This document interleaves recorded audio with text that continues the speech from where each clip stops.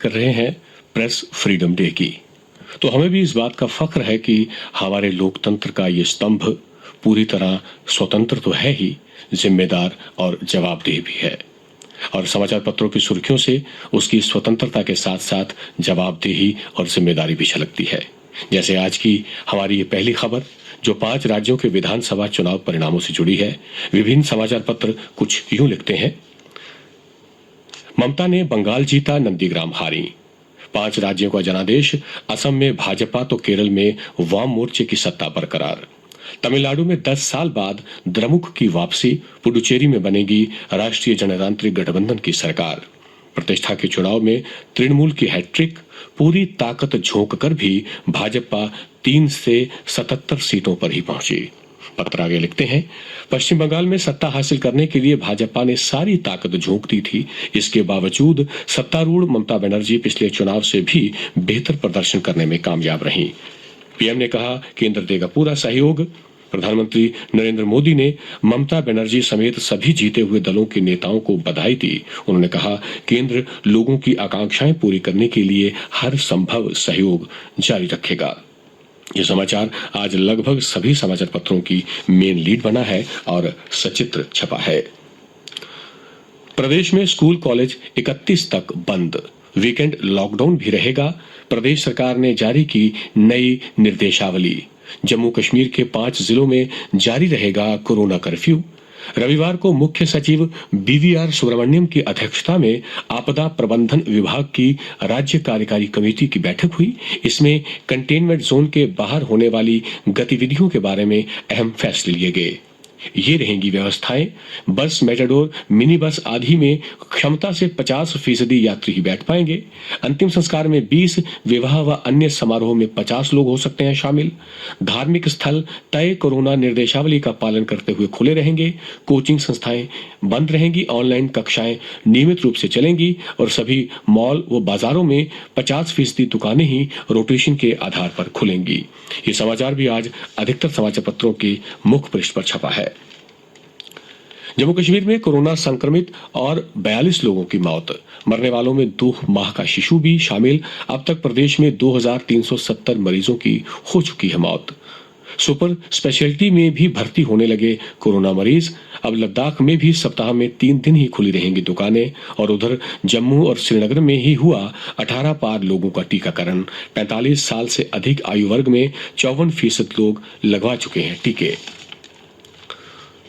Corona chain तोड़ने में मिला लोगों का साथ। नहीं निकले घरों से। लॉकडाउन से तीसरे दिन भी बंद रहे बाजार। चौक चौराहों पर कंटीले तार लगाकर पुलिसकर्मी रहे तैनात। सड़कों पर पसरा रहा सन्नाटा। दिन भर बाजारों और गली मोहल्लों की दुकानें बंद रहीं। हालांकि सुबह 6 से लेकर 10 बजे तक जरूरी सामान की दुकानों को खोला गया, जहां लोगों ने खरीदारी की। वेयरहाउस और अनाज मंडी 6 तक बंद। जिलों में बढ़ेगा राशन का संकट। सरकार ने मंडी से राशन और अन्य जरूरी सप्लाई की भी नहीं दी अनुमति। 30 अप्रैल से 2 मई तक पहले ही मंडी बंद थी। लोगों को हो रही थी परेशानी। भीतर के पन्नों पर यह समाचार भी प्रमुखता लिए हुए है और सचित्र छपा है।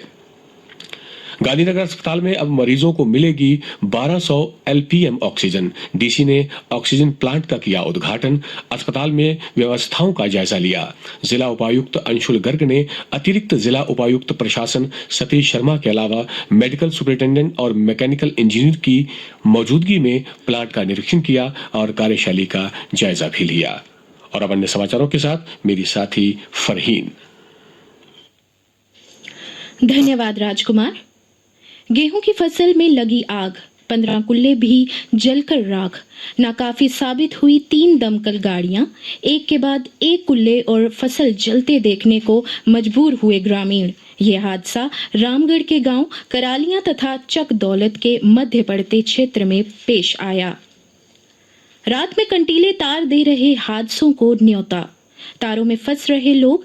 कंटीले तार के पास संकेतक लगाना जरूरी। लोगों का कहना है कि आपात व जरूरी सेवाओं से जुड़े लोग इन तारों से परेशान हो रहे हैं। जहां तार लगाए जाते हैं वहां रात को संकेतक लगाना चाहिए। और उधर मनमानी कर रहे दुकानदार। जरूरी चीजों की अधिक वसूली जा रही है कीमत। आसमान पर फल सब्जियों के दाम और प्रशासन नहीं दे रहा ध्यान। श्रमिकों ने जताई चिंता, कहा बाबूजी फिर लॉकडाउन लग गया है, काम पर नहीं पहुंच पा रहे हैं। हर तरफ के कामकाज ठप होने से श्रमिकों की बढ़ रही चिंता। अब जम्मू के कर्मियों के हवाले सचिवालय का कामकाज।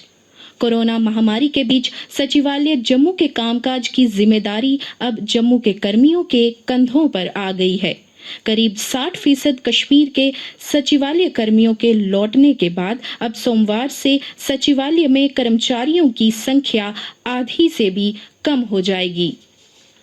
कोरोना ने जम्मू विश्वविद्यालय में अकादमिक प्रबंधन पर नियुक्तियों के कदम रोके। क्लस्टर विश्वविद्यालय जम्मू ने निकाले थे टीचिंग असिस्टेंट के पद। और अब खेल के पन्नों पर एक नजर। कप्तान बदलने से भी नहीं बदल सकी हैदराबाद की किस्मत। राजस्थान रॉयल्स ने सनराइजर्स को 55 रन से हराया। बटलर ने खेली 124 रन की शानदार पारी। शिखर पर दिल्ली, सलामी बल्लेबाज शिखर धवन अर्धशतक की बदौलत दिल्ली कैपिटल्स ने रविवार को अहमदाबाद के नरेंद्र मोदी स्टेडियम में पंजाब किंग्स को 7 विकेट से शिकस्त दी। मौसम। समाचार पत्रों के अनुसार मौसम के मिजाज कुछ बदले रहेंगे। कल दिन का अधिकतम तापमान 37.7 डिग्री सेल्सियस और रात का न्यूनतम तापमान 23.8 डिग्री सेल्सियस रिकॉर्ड किया गया। आज सूर्यास्त 7:13 पर और कल यानी मंगलवार को सूर्योदय 5:44 पर होगा।